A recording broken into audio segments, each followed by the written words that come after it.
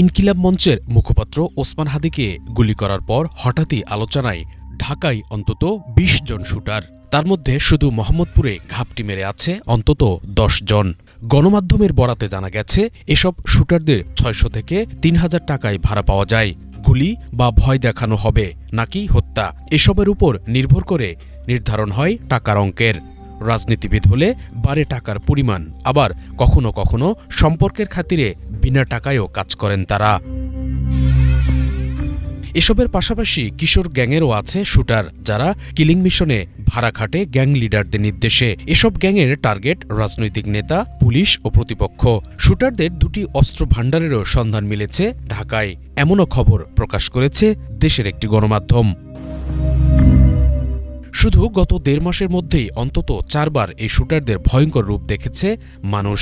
এর মধ্যে গত নভেম্বরে চট্টগ্রামে বিএনপি মনোনীত সংসদ সদস্য প্রার্থীর গণসংযোগের মধ্যেই গুলি করে দুর্ধর্ষতার জানান দেয় অস্ত্রধারীরা। একই মাসে শুটারদের আগ্নেয়াস্ত্রের নির্ভুল নিশানায় রাজধানীর পল্লবীতে প্রাণ যায় যুবদল নেতার। পুরান ঢাকায় শুটারের নিখুঁত নিশানায় প্রাণ যায় আরেক তালিকাভুক্ত সন্ত্রাসীরও। সবশেষ গত শুক্রবার ঢাকা ৮ আসনের স্বতন্ত্র প্রার্থী ও ইনকিলাব মঞ্চের মুখপাত্র শরীফ ওসমান হাদি দক্ষ এক শুটারের অস্ত্রের নিশানায় পড়েন। যে ঘটনা দেশের আইনশৃঙ্খলার নড়বড়ে চিত্রের সঙ্গে অস্ত্রধারী শুটারদের ভয়ঙ্কর রূপ সামনে নিয়ে আসে। তবে বিভিন্ন রাজনৈতিক দলের নেতারা এসব ঘটনা নিয়ে নিয়মিতই উদ্বেগ প্রকাশ করে আসছেন। এমনকি এসব ঘটনাকে আওয়ামী লীগের মিশন হিসেবেও আখ্যা দেওয়া হচ্ছে।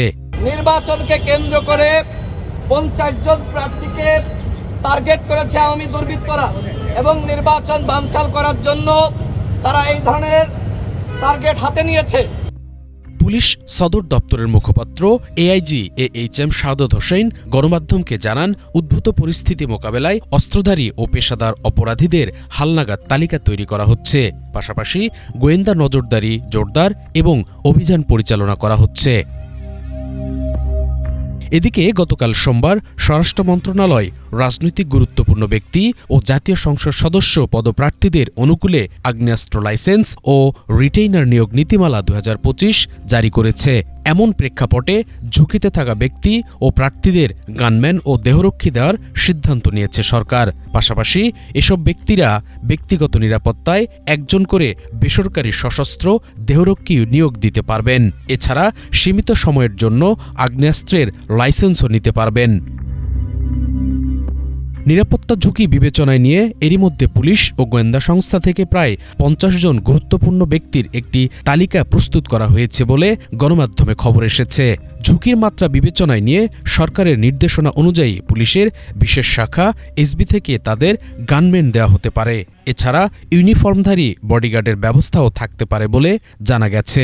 রাজনৈতিক ব্যক্তি, সংসদ সদস্য, পদপ্রার্থীরা ছাড়াও ছাত্রনেতা, জুলাই যোদ্ধা, সাংবাদিক ও শিক্ষকসহ আরও কিছু শ্রেণীপেশার ব্যক্তিত্ব এই নিরাপত্তার আওতায় থাকবে বলে জানা গেছে। Bangla vision news desk.